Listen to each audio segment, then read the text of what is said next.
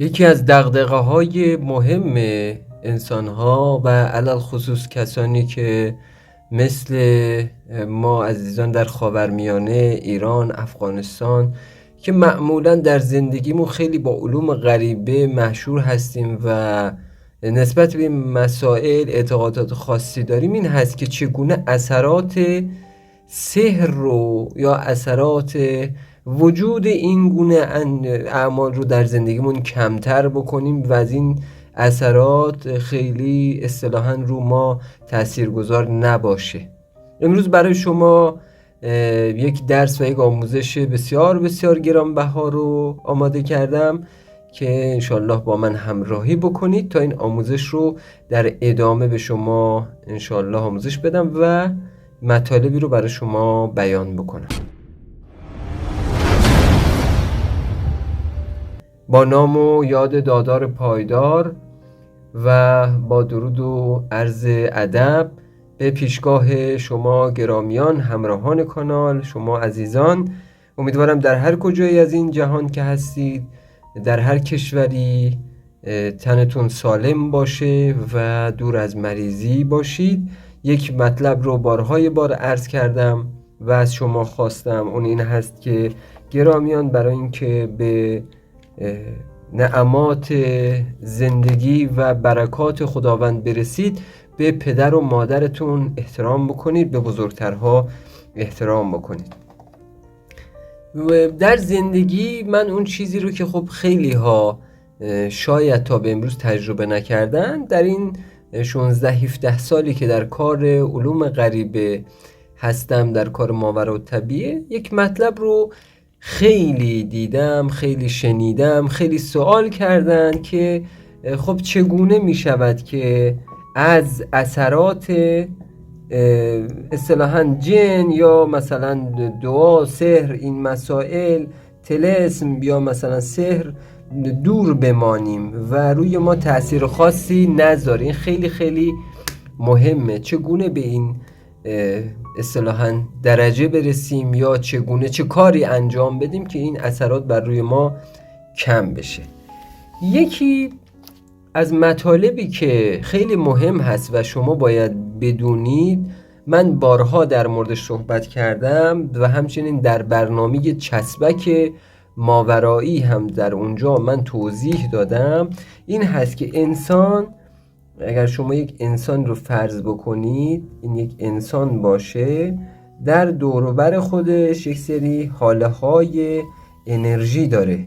یعنی این حاله انرژی رو شما حساب بکنید، این حاله انرژی در اطراف شما داده های تمام روحی شما، داده های اتفاقاتی که در شما میفته، تمام انرژی شما، داده هاش در اینجاست و اثراتی که سحر یا موکلین سحر یا خادمین سحر میگذارن، میان و تأثیر میگذارن بر روی این حاله ها و داده های شما رو به هم میریزن و اون هیته انرژی شما رو درش دستکاری میکنن، باعث میشن که شما کلا مسیرتون عوض بشه یا مریض بشید، یا آن چیزی رو که میخوان بر شما القا بکنن، آن چیزی رو که میخوان به شما اصطلاحاً بخورونن، اون چیزی رو که اونها میخوان شما انجام بدید.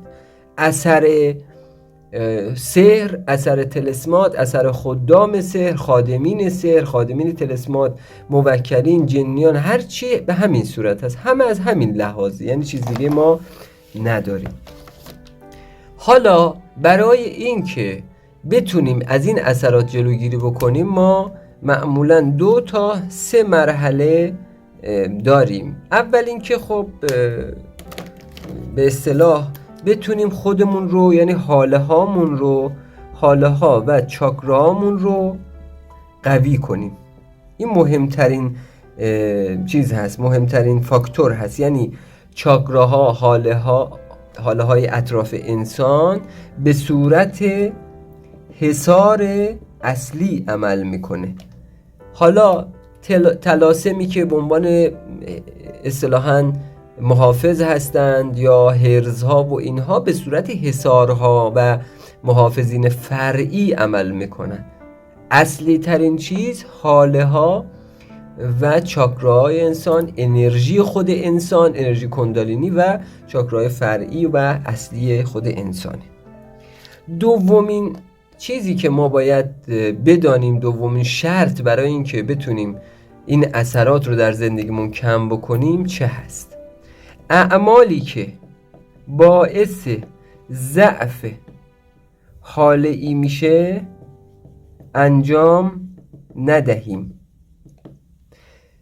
و سومین چیز پاکسازی حالا منزل، پاکسازی شخصی و این مسائل هست از انرژی های مختلف. نگاه بکنید دوستان، من در این مورد شماره 2 بهتون یه سری چیزها رو میگم. انسان هایی که حالا یک چیز کارهای انجام میدن باعث میشه حاله هاشون ضعیف بشه. مثلا ضعیف که شدن حاله یکی از مهمترین علتاش خوردن عرق، نمیدونم مشروب، این مسائل هست. خب یا کشیدن مثلا چیزهای مثل ماریجوانا و اینا حاله رو ضعیف میکنه، چون در سیگنال مغز شما ایراد میاره و سیگنال شما به هم میریزه. اون شکل مرتب سیگنال با اون قوتش به هم میریزه و باعث میشه که آدمایی که این کارو میکنن خیلی سریع و تأثیرتر باشن. ولی در عوض شما مثلا آدمی باشید که خوش اخلاق باشید، آدمی باشید خندان باشید، یا مثلا آدمی که زیاد گریه میکنه. این آدمی که زیاد گریه میکنه این حالش خود به خود ضعیفه، اصلا یک خوراک خوبیه برای اون انرژی که بخواد بیاد انرژی این رو بخوره. متوجه هستید؟ من میگم انرژی، منظورم همین موجودات انرژی خوار هستن، چون اونا هم انرژی هستن، فرق نمیکنه. این هست که شما باید اینها رو بدونید. مهمترین قسمت برای حفظ چه هست؟ این هست که شما خودتون رو، یعنی حصار اصلی خودتون رو قوی بکنید. حصار اصلی هم من بارها گفتم دیگه، چاکرای خودتون هست. طلاسم، نمیدونم هرزئین، تعویذ نمیدونم سلیمان، انگشتر نمیدونم حضرت امیر، انگشتر سلیمان، خاتم سلیمان، اینها همه به صورت حصارهای فرعی هستن، نه حصار اصلی. به صورت فرعی شماره مثل هرز ابودجانه و اینها حصارهای فرعی هستن. پس یادتون نره اینا رو. بعد یک مطلب دیگه هم هست که من حالا بعد میگم، این هست افرادی که بیش از حد در زندگی دنبال فالگیری یا رفتن به خانه جادوگر یا دعانویس یا ساحر هستند و مرتب زندگیشون نمیدونم برای این زبان بند بگیر، برای اون برو نمیدونم دعای سردرد بگیر، تا سرتون درد گرفت برید دعای سردرد بگیرید، یا مثلا سحر برای عشق و محبت بگیر. اینها افرادی هستن که نه تنها اثر سحر اگر بخوان کمتر نمیشه، بعد بدتر روی اینها اثر بد و بدتر خواهد داشت. پس این رو یادتون نره. یکی از فاکتورها و یکی از به اصطلاح شروط اساسی و شرطهای مهم هست این مطلبی که من میگم. خب حالا بریم من این ختم رو به شما آموزش بدم. قبل از این که بریم سراغ آموزش، عزیزانی که با ما همراه هستید و ما رو همراهی میکنید سپاسگزار میشم برای اینکه به کانال کمک هم کرده باشید. این کانال توسط الگوریتم به دیگر عزیزان، به دیگر علاقه‌مندان که ما درسامون رایگان هست نشون داده بشه و درس درست رو یاد بگیرن. اولا که اگر سابسکرایب نکردین، عضو نشدین، خوشحال میشیم عضو کانال بشید و این زنگوله رو حتما بزنید و لمسش بکنید و بذارید روی علامت همه. بعد هم 2 یا چند کامنت انگلیسی هر ما بگذارید عزیزان، خوشحال میشیم. و بعد لایک هم یادتون نره. یک سوال هم من دارم انتهای این مطلب از شما خواهم پرسید که اون رو هم میتونید جوابش رو برای ما بگذارید و من با جواب رو بررسی میکنم. عزیزانی هم که میتونن و در خارج از کشور تمکن دارن میتونن با زدن علامت سوپر تانکس این کانال رو حمایت خوبی بکنن. هر چند اندازه که ما خوشحال میشیم از لطف و بزرگی شما. میتونید این برنامه ها رو هم شیر بکنید در واتساپ و تلگرام برای دیگر عزیزان. خب و اما چگونه بی ختمی انجام بدیم که این اثرات سحر و این مسائل دیگه رومون تأثیر آنچنانی نکنه. شما از ابتدای ماه قمری، یعنی از ابتدایی که ماه نو میشه و شروع میشه، آغاز میشه، حالا یا هفته اول یا هفته دوم، روز یا یک شنبه یا روز پنجشنبه باید این ختم و باید این دوره رو آغاز بکنید. عرض کردم یا هفته اول یا هفته دوم، به شرط آن که قمر در عقرب نباشد. قمر در عقرب نباشد، این بسیار بسیار مهمه. اگر عملتون قمر در عقرب افتاد وسط کار، عیبی نداره، ولی شروعش به هیچ وجه نباید این عمل اتفاق بیفته. مطلبی که باید بدونید، من همیشه هم تکرار کردم و باید این رو حتما توجه بهش داشته باشید عزیزان، این هست که یادتون نره صبح قبل از شروع عمل حتما غسل و نیت انجام عمل را داشته باشید. یعنی قبل از این که عمل رو شروع بکنید، روز اول، صبح اول غسل و نیت رو انجام بدید. این برای هر عملی همین هست، فرق نمیکنه. مطلب دوم این هست که شما برای این عمل نیاز به اتاق خاصی ندارید. حالا اتاق مخصوص اگر باشه بهتر است، نباشه شما در یک اتاقی که همه هستن هم میتونید اونجا انجام بدید. بخور عمل که اصطلاحاً دود کردن و اینهاست، دانه اسپند کافی است. دانه اسپند دیگه، بخور دیگه نیاز نداره. لباس هنگام انجام عمل باید سپید رنگ باشد. لباس حین عمل سفید رنگ باشه، یادتون نره. زمان ختم، طول دوره انجام عمل 14 روز است. شما میتونید هم این رو 14 روزه انجام بدید، هم 2 تا 7 روزه انجام بدید. یعنی 2 7 روز میتونید انجام بدید، هم 14 روز. خب 14 روز انجام بدید پشت سر هم، خیلی خیلی بهتر است. وگرنه میتوانید 1 7 روز رو انجام بدید، اگر عمل دیدید کافی است 7 روز دوم رو انجام ندید، اگر هم نه میتونید 2 7 روز رو پشت سر هم انجام بدید. فقط خانم ها نباید در دوران پریود یا همون دوران ماهانه خودشون باشن، دورانشون باید تمام شده باشه. بسیار خوب.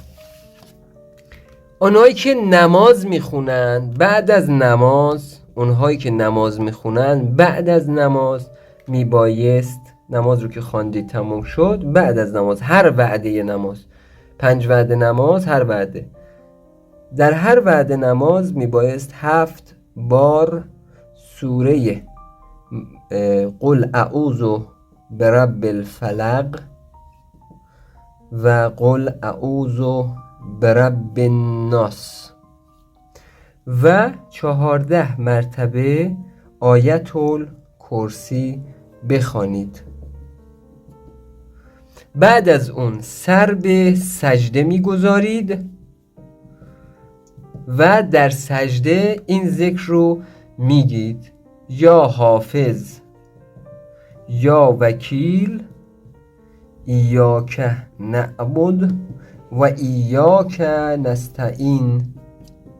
یا حافظ و یا وکیل ایاک نعبد و ایاک نستعین 21 مرتبه در هر نمازتون و در هر پایان نمازتون اینا رو باید بخوانید. اما عملی که باید بعد از یعنی قبل از نیمه شب باید انجام بدید. نمازهاتون رو پشتش رو خوندید، قبل از ساعت 12 شب این عمل رو باید انجام بدید. دیگه به 12 شب بهتر است نرسد. عمل به چه صورت هست؟ میرید، حالا یک اتاق خاص داشتید بهتر، نداشتید اشکال نداره، فقط اسراف حتما انجام دهید. در برنامه‌های قبل من در مورد اسراف و تحسین صحبت کردم. اسراف رو حتما انجام بدید، تحسین انجام دادید بهتر، انجام ندادید اشکالی نداره، اما اسراف رو حتما انجام باید بدید. سوره الملک، یک ظرف آب رو حاضر میکنید جلوتون، مقداری گلاب داخل ظرف آب میریزید و سوره الملک رو باید 1 مرتبه بخوانید.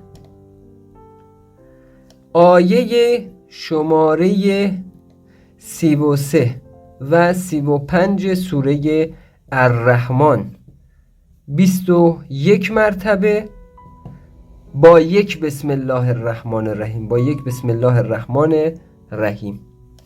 بعد از اینکه اینها رو خوندید میایید سراغ آیه نور. آیه نور رو 21 مرتبه میخوانید و در آب میدمید. این رو هم در آب میدمید. سوره ملک رو هم در آب باید بدمید. و در آخر قبل از اینکه ختم رو تمام بکنید باید این دعا رو بخوانید. 7 مرتبه این دعا رو میخونید. 7 مرتبه دعایی که میگم میخونید. اللهم یا حافظ یا حفیظ یا وکیل یا متین یا رب الملائکة المقربین ایاک نعبد و ایاک نستعین. اللهم احفظ من جمیع البلایا و جمیع الموجودات و الساهرین من السماوات والارضین به حق ایاک نعبد و ایاک نستعین و به حق الله لا اله الا هو الحی القیوم. این رو هم باز خواندید، در آب فوت میکنید، میدمید. 7 مرتبه باید بخوانید. اللهم یا حافظ یا حفیظ یا وکیل و یا متین یا رب الملائکة المقربین ایاک نعبد و ایاک نستعین. اللهم احفظ من جمیع البلایا و جمیع الموجودات و الساهرین من السماوات والارضین به حق ایاک نعبد و ایاک نستعین و به حق الله لا اله الا هو الحی القیوم. میتونید اینجا نامتون رو بعد از این بگید یا میتونید در همین جایی که میگید اللهم احفظ نامتون، نام مادرتون، نام خواهرتون، نام مادرتون و همه اینها رو، نام خانوادهتون رو تک تک بگید. بعد که خوندید 7 مرتبه دوباره در آب میدمید. در آخر هر شب از این آب باید بخورید و به صورت بپاشید و به گوشه های خانه، یعنی گوشه های خونتون، و به روی لباس های زیر و همچنین به روی لباس های زیرتون و روی تخت خواب، روی مبل و اینجور جاها میتونید بپاشید، اسپری بکنید روی همه اینها. به تعداد 7 روز اگر که این عمل رو انجام دادید، شب اول غسل میکنید و شب 7م غسل میکنید. اگر به تعداد شد 14 روز، شب اول، شب 7م و شب 14م از این آب باید غسل بکنید. نیت غسل هم به این صورت هست که غسل باطل السحر و زیارت ائمه می نمایم قربتاً الی الله. این غسل نیت غسل هست و زمانی که در حمام رفتید زیر پاتون یک لگن میگذارید، داخل لگن میرید، آب رو از اینجا میریزید، آب میره داخل لگن. آبی که در این لگن جمع شده رو در اگو یا در فاضلاب نمیریزید، باید ببرید بیرون پای یک درخت یا ببرید بیرون در یک گلدانی، جای این آب رو باید بریزید. دوستان نه تنها این ختم برای کم کردن اثر سحر و این مراتب بسیار قدرتمنده، بلکه برای گشایش و باز شدن دربهای رزق و روزی، برای محبت بین زن و شوهر، برای کسانی که مشکل ازدواج دارن، کسانی که مشکل فرزند و اینها دارن، بسیار بسیار بسیار کارآمد و بسیار قدرتمند هست. امیدوارم که از این آموزش بهره مند شده باشید. کانال رو عزیزان به شدت نیاز داره به حمایت شما که در مقابل بعضی هایی که دشمن این کانال هستن شما کانال رو حمایت بفرمایید تا ما هم بتونیم این راه رو ادامه بدیم و تا زمان دعا آموزش های بعدی شما رو به خداوندگار یکتا دادار پایدار میسپارم. دادار پایدار یارو یاور شما.